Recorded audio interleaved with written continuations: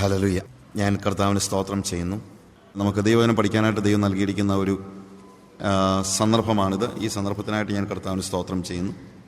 നമ്മളുടെ പഠനത്തിന് ഉപയുക്തമായ നിലയിൽ നമ്മൾ വേദപുസ്തകത്തിൽ നിന്ന് ഒരു വാക്യം വായിക്കാൻ ആഗ്രഹിക്കുകയാണ്.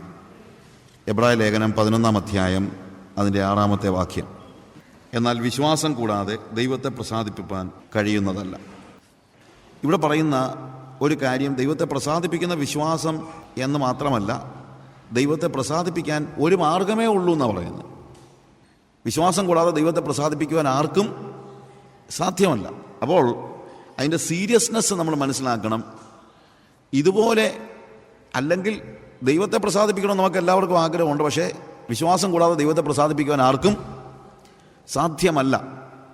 നമ്മളൊക്കെ വിശ്വാസികളായതുകൊണ്ട് ദൈവത്തെ പ്രസാദിപ്പിക്കുവാൻ വിശ്വാസമല്ലാതെ വേറെ മാർഗമൊന്നുമില്ലെന്ന് പറയുമ്പോൾ നമുക്കൊരു ആശ്വാസവും ഒരു പക്ഷേ ഒരു വലിയ സ്തോത്രവും വന്നേക്കും. കാര്യം, ദൈവമേ, ഞങ്ങൾക്ക് വിശ്വാസികളാകാനും നിന്നെ പ്രസാദിപ്പിക്കുവാനും ഇടയായല്ലോ എന്ന് നമ്മൾ പെട്ടെന്ന് ചിന്തിച്ചേക്കാം. എന്നാൽ ഈ വലിയ സ്തോത്രം പറയുന്നതിന് മുമ്പ് നമ്മൾ ഓർക്കണം, എന്തർത്ഥത്തിലാണ് വിശ്വാസം എന്ന വാക്കിനെ നിങ്ങൾ മനസ്സിലാക്കുന്നത്. അല്ലെങ്കിൽ വേദപുസ്തക എഴുത്തുകാരൻ വിശ്വാസം എന്ന് പറയുമ്പോൾ എന്താണ് ശരിയായിട്ടുള്ള അർത്ഥം, അത് അറിയാൻ വയ്യായെങ്കിൽ നമുക്ക് നമ്മുടെ വിശ്വാസം കൊണ്ട് ദൈവത്തെ പ്രസാദിപ്പിക്കാൻ കഴിയത്തുമില്ല. അപ്പം നമ്മളെ ഇന്നത്തെ ഒരു വലിയ പ്രശ്നം, നമ്മൾ ഉപയോഗിക്കുന്ന മിക്ക വാക്കുകളുടെയും വേദപുസ്തക അർത്ഥം എന്താണെന്നുള്ളത് നമുക്ക് ശരിക്കും അറിയത്തില്ല.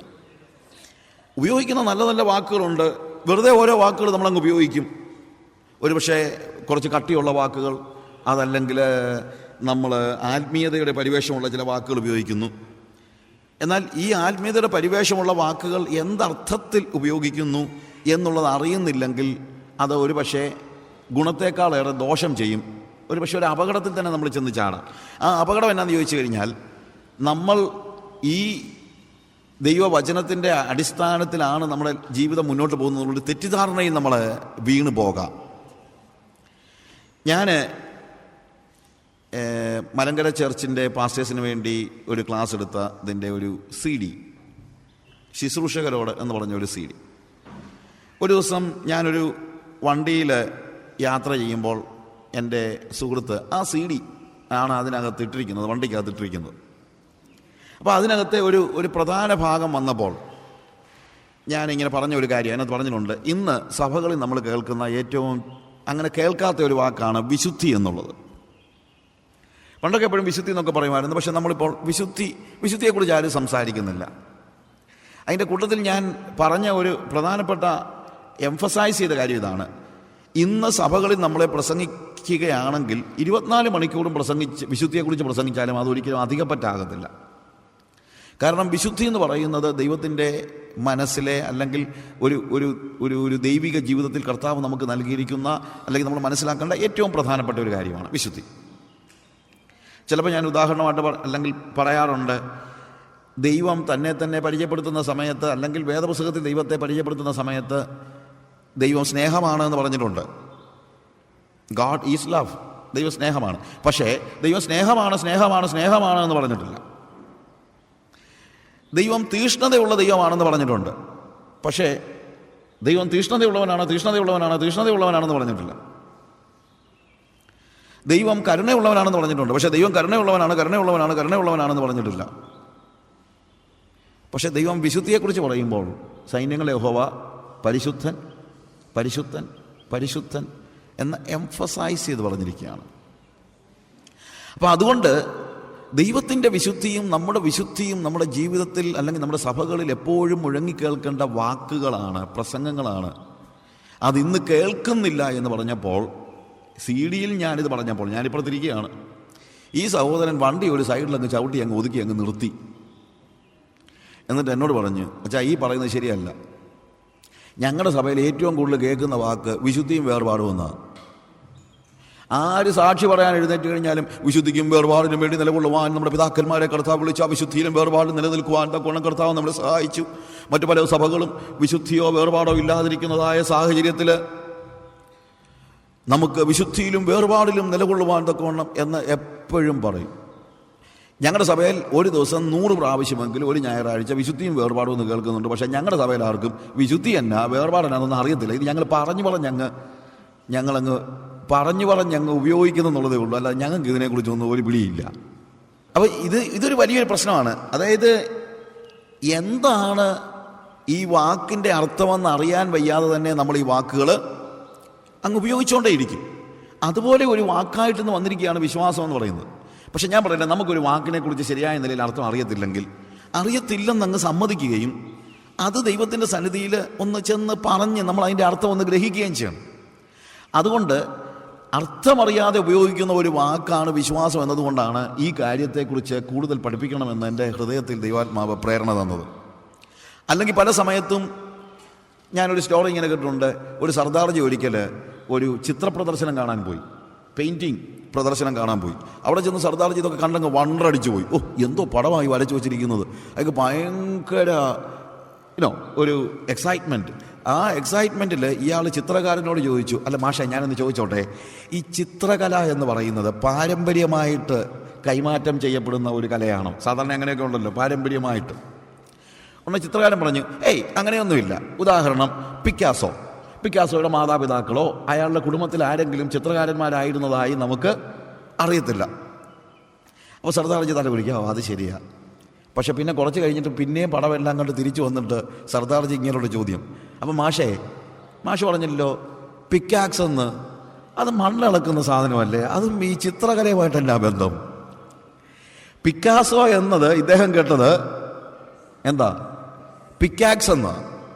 അപ്പോൾ പിക്കാക്സും ചിത്രകലയുമായിട്ട് തന്നെ ബന്ധം. ഏറ്റവും കുറഞ്ഞത് സർദാർജി അത് ചെന്ന് ചോദിച്ചല്ലോ. നമ്മളാണെങ്കിൽ ഇതൊക്കെ എനിക്ക് എന്നേ അറിയാവുന്ന കാര്യമാണ് എന്ന് പറഞ്ഞ് ഒന്നും അറിയാൻ വയ്യാത്തതായിട്ട് വീട്ടിൽ പോരുകയേ ഉള്ളൂ. അതുകൊണ്ട് നമുക്ക് ആ സർദാർജിയുടെ ഏറ്റവും അറിയാനുള്ള ആഗ്രഹത്തെ എങ്കിലും നമുക്ക് മാനിക്കാം. ഒരു പുതുപ്പണക്കാരൻ ഒരിക്കൽ ഡോക്ടറുടെ അടുത്ത് ചെന്നപ്പോൾ ഇതുപോലൊരു പ്രശ്നം ഉണ്ടായതാണ്. പുതുപ്പണക്കാരൻ്റെ പ്രശ്നം അറിയാമല്ലോ, അവന് നന്നായിട്ട് അധ്വാനിച്ച് ജീവിച്ചതാണ്. പക്ഷേ കാശൊക്കെ ആയി കഴിഞ്ഞപ്പോഴത്തേക്ക് പിന്നെ അധ്വാനമൊന്നും ഇല്ലാതെ ഇയാൾ ഡോക്ടറുടെ അടുത്ത് ചെന്ന് കഴിഞ്ഞപ്പോഴത്തേക്ക് ഡോക്ടർ പറഞ്ഞു, അതെ, എക്സസൈസ് കിട്ടിയാലേ കാര്യം ശരിയാകത്തുള്ളൂ.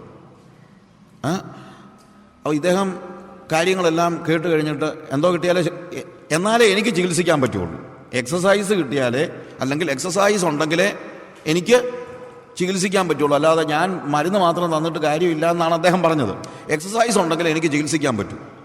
ഇയാൾ വീട്ടിൽ വന്ന് ഡ്രൈവറെ വിളിച്ചിട്ട് പറഞ്ഞു, എടാ, ആ ഡോക്ടർ ഭയങ്കര കൈക്കൂലിക്കാരനാണ്. അയാൾ എന്നോട് പറയാം, അയാൾ എന്നെ ചികിത്സിക്കണമെങ്കിൽ അയാൾക്ക് എക്സസൈസ് നമ്മൾ വാങ്ങിച്ചു കൊടുത്താലേ പറ്റുള്ളൂ. നീ എവിടെന്നെങ്കിലും ഒരു എക്സസൈസ് കിട്ടുമെങ്കിൽ പോയി വാങ്ങിച്ചു കൊടുക്കുക. അയാൾ അല്ലെങ്കിൽ എന്നെ ചികിത്സിക്കത്തില്ലെന്നാണ് പറഞ്ഞത്. അയാൾ പറഞ്ഞത് എക്സസൈസ് ഇല്ലെങ്കിൽ ഞാൻ ചികിത്സിക്കത്തില്ലെന്ന്. അപ്പം ഇത് നമുക്ക് മനസ്സിലാകാത്ത ഒരു വാക്കുണ്ടെങ്കിൽ, ഒരു കാര്യമുണ്ടെങ്കിൽ നമ്മൾ എന്ത് ചെയ്യണം? വേദപുസ്തകത്തിൽ യാക്കോബിൻ്റെ ലേഖനത്തിൽ യാക്കോബ് പറയുന്ന ഒരു കാര്യമുണ്ട്. ശരിക്കും അവിടെ കഷ്ടതയെക്കുറിച്ച് പറഞ്ഞതിന് ശേഷം, കഷ്ടതയെ നിങ്ങൾ സന്തോഷിക്കണമെന്നൊക്കെ പറഞ്ഞതിന് ശേഷം ഒരു വാക്ക് ഉപയോഗിക്കുന്നത്, അവിടെ ഉപയോഗിച്ചിരിക്കുന്നത്, നിങ്ങളൊരാൾക്ക് ജ്ഞാനം കുറവാണെങ്കിൽ ഭത്സിക്കാതെ എല്ലാവർക്കും ഔദാര്യമായി കൊടുക്കുന്ന ദൈവത്തിൻ്റെ അടുക്കൽ ചെന്ന് നിങ്ങളത് ചോദിക്കും, ദൈവം അത് നിങ്ങൾക്ക് നൽകിത്തരും. അപ്പോൾ ജ്ഞാനം കുറവാണെങ്കിൽ എന്ന് പറയുമ്പോഴത്തേക്ക് ബുദ്ധിയുമായി ബന്ധപ്പെടുത്തി അല്ല അവിടെ അത് പറഞ്ഞിരിക്കുന്നത്.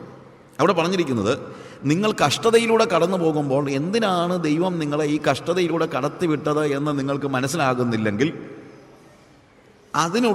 അത് മനസ്സിലാക്കാനുള്ള ജ്ഞാനം നിങ്ങൾക്കില്ലെങ്കിൽ നിങ്ങൾ ദൈവത്തോട് ചോദിക്കുക, എന്തിനാ ദൈവമേ എന്നെ ഈ കഷ്ടതയിലൂടെ കടത്തിവിടുന്നതെന്ന് ചോദിക്ക്. ദൈവം നിങ്ങളെ ഭത്സിക്കത്തില്ല. ദൈവം ഭത്സിക്കത്തില്ലെന്നാണ് നമ്മൾ അവിടെ പറഞ്ഞിരിക്കുന്നത്. അല്ലാതെ നമ്മൾ പലപ്പോഴും വായിക്കുമ്പോൾ നിങ്ങളുടെ ആർക്കെങ്കിലും ജ്ഞാനം കുറവാണെങ്കിൽ ഭത്സിക്കാതെ എല്ലാവർക്കും ഔദാര്യമായി കൊടുക്കുന്ന, അങ്ങനല്ല വാക്യം. ഈ കുത്തും കോമായും ഒക്കെ വളരെ പ്രധാനമാണ് വേദോസം വായിക്കുമ്പോഴത്തേക്ക്. എന്താ അവിടെ പറഞ്ഞിരിക്കുന്നത്? നിങ്ങളൊരുത്തിന് ജ്ഞാനം കുറവാണെങ്കിൽ ഭത്സിക്കാതെ എല്ലാവർക്കും ഔദാര്യമായി കൊടുക്കുന്ന ദൈവത്തിനെന്നാണ്. അവിടെ നിങ്ങൾ ഭത്സിക്കരുതെന്നല്ല. എന്താണ്? നിങ്ങൾ ദൈവത്തിൻ്റെ അടുത്ത് ചെന്നാൽ ദൈവം നിങ്ങളെ ഭത്സിക്കത്തില്ല. എന്താ കർത്താവേ ഇങ്ങനെ എൻ്റെ ജീവിതത്തിൽ സംഭവിച്ചെന്നൊരു ചോദ്യം ചോദിച്ചാൽ ഉടനെ മിണ്ടിപ്പോയേക്കല്ലെന്നൊന്നും കർത്താവ് പറയത്തില്ല. കർത്താവ് നിങ്ങൾക്ക് പറഞ്ഞു തരും എന്താണ് ഞാൻ നിങ്ങളെ ഈ സാഹചര്യത്തിലൂടെ കടത്തിവിട്ടതിൻ്റെ കാരണം എന്ന് കർത്താവ് പറഞ്ഞു തരുമെന്നാണ് പറയുന്നത്. ഇതേപോലെ വേദപുസ്തകത്തിലെ ഏത് കാര്യത്തെക്കുറിച്ചും നമ്മൾ പറയുമ്പോൾ നമ്മൾ നമ്മളൊരു വാക്ക് മനസ്സിലാക്കുമ്പോൾ അത് എനിക്ക് മനസ്സിലായില്ലെങ്കിൽ ദൈവസന്നിധി നിങ്ങൾ ചെന്നാൽ പരിശുദ്ധാത്മാവ് നിങ്ങൾക്കത് ബോധ്യപ്പെടുത്തി തരും. ഇല്ലാതെ വെറുതെ ഈ വാക്കുകളെല്ലാം ഉപയോഗിച്ചിട്ട് കാര്യമില്ല. വിശുദ്ധി, വേർപാട്, കൃപ, നന്മ, വിശ്വാസം, അനുതാപം, ഈ വാക്കുകളുടെ ഒന്നും ശരിയായിട്ടുള്ള അർത്ഥം നമ്മൾ ഗ്രഹിക്കാതെയാണ് പല സമയത്ത് ഇതെല്ലാം ഉപയോഗിക്കുന്നത്. എന്താണ് കൃപയെന്ന് നമ്മൾ മനസ്സിലാക്കുന്നില്ല, എന്താണ് ഫെയ്ത്ത് എന്ന് മനസ്സിലാക്കുന്നില്ല, എന്താണ് വേർപാടെന്ന് മനസ്സിലാക്കുന്നില്ല, എന്താണ് വിശുദ്ധി എന്ന് മനസ്സിലാക്കുന്നില്ല. വാക്കുകൾ കേട്ട് പഴകി അത് വീണ്ടും വീണ്ടും ഉപയോഗിക്കുന്ന ഒരു ഒരു ഒരു എന്നാ ഒരു ഒരു നോർമലായിട്ടുള്ള ഒരു കാര്യം നമുക്കുണ്ട്. അത് സംഭവിക്കാതിരിക്കേണ്ടതിനാണ് ഇതിനകത്തെ പ്രധാനപ്പെട്ട വാക്കുകളൊന്നായ വിശ്വാസം എന്ന വാക്കിനെ കുറിച്ച് നമ്മളിവിടെ പഠിക്കാൻ ഉദ്ദേശിക്കുന്നത്. ഇവിടെ വിശ്വാസം കൂടാതെ ദൈവത്തെ പ്രസാദിപ്പിക്കുവാൻ ആർക്കും കഴിയത്തില്ല. അപ്പോൾ അതുകൊണ്ട് ഇവിടെ വിശ്വാസം എന്ന് പറയുന്നത് വളരെ സീരിയസ് ആകുന്നത് അതുകൊണ്ടാണ്. ദൈവത്തെ പ്രസാദിപ്പിക്കണമെന്ന് എല്ലാവർക്കും ആഗ്രഹമുണ്ട്. ദൈവത്തെ പ്രസാദിപ്പിക്കുവാനുള്ള ഏക മാർഗം വിശ്വാസമാണെങ്കിൽ അത് വളരെ ഒരു സീരിയസ് ഇഷ്യൂ ആണ്, ഇല്ലേ? അപ്പം നമ്മളതിന് ശ്രദ്ധ കൊടുത്തേലേ പറ്റുള്ളൂ. എന്നിട്ടും നമ്മൾ എന്തുകൊണ്ടാണ് ഈ വാക്യം 1000 വട്ടം നമ്മൾ വായിച്ചിട്ടില്ലേ? എന്നിട്ട് എന്തുകൊണ്ടാണ് വിശ്വാസത്തേക്ക് നമ്മളൊരു സീരിയസ് ഇഷ്യൂ ആയിട്ട് എടുക്കാത്തത്? നമ്മുടെ ഒരു വലിയ പ്രോബ്ലം അതാണ്. നമ്മൾ ഈ ഭൗതിക യാഥാർത്ഥ്യങ്ങളാണ് നമ്മളെ, അല്ലെങ്കിൽ അത് നമ്മുടെ മനസ്സിൽ കയറുകയാണെങ്കിൽ നാച്ചുറലി നമ്മൾ പിന്നീട് എന്താ അത് ഭയങ്കര സീരിയസ് ആയിട്ട് എടുക്കുന്നുണ്ട്. ഇപ്പം ഞാൻ ഡയബറ്റിക് ആണ്, ഇനി പഞ്ചസാര കഴിക്കരുതെന്ന് ഡോക്ടർ പറഞ്ഞാൽ അന്നേരം തൊട്ട് ഡയറ്റ് ചെയ്യാൻ ഞാൻ തയ്യാറാണ്. ഐ ടേക്ക് ഇറ്റ് സീരിയസ്ലി, ഇല്ലേ? നമ്മൾ വളരെ സീരിയസ് ആയിട്ട് എടുക്കുന്നു. ഒരാളുടെ അടുത്ത് 40 വയസ്സുള്ള ഒരാളുടെ അടുത്ത് ഡോക്ടർ പറയാം നീ ഡയബറ്റിക് ആണെന്ന് പറഞ്ഞു കഴിഞ്ഞാൽ അവൻ അത് സാരമൊന്നുമില്ല എന്ന് പറയും. ഇല്ല, വി ടേക്ക് ഇറ്റ് സീരിയസ്ലി. അതേപോലെ നമ്മൾ പനി പിടിച്ച് കിടക്കുക, ഓഫീസിൽ വിളിച്ച് ചോദിച്ചു പനിയാ സാറേ എനിക്ക് വരാൻ പറ്റത്തില്ലെന്ന് പറഞ്ഞു കഴിഞ്ഞാൽ നിങ്ങളുടെ ലീവെല്ലാം കഴിഞ്ഞ് ഇനിയിപ്പം ഇത് ലീവ് എടുത്ത് കഴിഞ്ഞാൽ നിങ്ങൾക്ക് ചിലപ്പോൾ ടെർമിനേഷൻ കിട്ടുമെന്നോ വല്ലതും പറഞ്ഞു പോയാൽ അതൊന്നും വേണ്ട. ഒരു ദിവസം ശമ്പളം കിട്ടത്തില്ലെന്ന് പറഞ്ഞാൽ പോലും നമ്മൾ വിറച്ചുകൊണ്ടാണെങ്കിലും ഓഫീസിൽ പോയിരിക്കും. കാര്യം ഒരു ദിവസത്തെ പൈസ പോലും നമുക്ക് എന്താണ് വളരെ സീരിയസ് ആയിട്ടുള്ള ഒരു ഇഷ്യൂ ആണ്. നമ്മൾ വണ്ടി ഓടിക്കുന്ന കൂട്ടത്തിൽ ടൗണിലോട്ട് കയറുമ്പോഴത്തേക്ക് നമ്മൾ ബെൽറ്റ് പിടിച്ചിരുന്നു. എന്തുകൊണ്ടാണ്? പോലീസ് കണ്ടു കഴിഞ്ഞാൽ ചിലപ്പം ടിക്കറ്റ് കിട്ടിയെന്നിരിക്കും. നമ്മൾ സീരിയസ് ആണ്. ഇങ്ങനെയുള്ള കാര്യങ്ങളൊക്കെ നമുക്ക് സീരിയസ് ആണ്. പക്ഷേ വിശ്വാസം കൂടാതെ ദൈവത്തെ പ്രസാദിപ്പിക്കാൻ ആർക്കും കഴിയത്തില്ലെന്ന് പറഞ്ഞിട്ട് നമുക്ക് ഒരു കുലുക്കവും ഇല്ല. അപ്പോൾ എന്താ? ഒരു പക്ഷേ അതിൻ്റെ കാരണം നമ്മൾ ചിന്തിക്കുന്നത് നമുക്ക് ആവശ്യത്തിന് വിശ്വാസമൊക്കെ ഉണ്ടെന്നാണ്. കാരണം നമ്മളെ വിളിക്കുന്നത് തന്നെ എന്താണ്? വിശ്വാസികളെന്നല്ലേ വിളിക്കുന്നത്. അപ്പം അതുകൊണ്ട് നമ്മളെല്ലാം വിശ്വാസികളല്ലേ? നമുക്ക് വിശ്വാസമില്ലയോ? ശരി, നമ്മളെല്ലാം വിശ്വാസികളാണ്. നമ്മളെല്ലാം വിശ്വാസികളാണെന്ന് പറയുന്ന കൂട്ടത്തിൽ ഞാൻ അടുത്ത ചോദ്യം ചോദിക്കുകയാണ്, ആത്മാർത്ഥതയോടെ ചോദിക്കുകയാണെന്ന് വെച്ചു. അങ്ങനെയെങ്കിൽ നാം എല്ലാവരും എല്ലായ്പ്പോഴും ദൈവത്തെ പ്രസാദിപ്പിച്ചുകൊണ്ടിരിക്കുകയാണോ?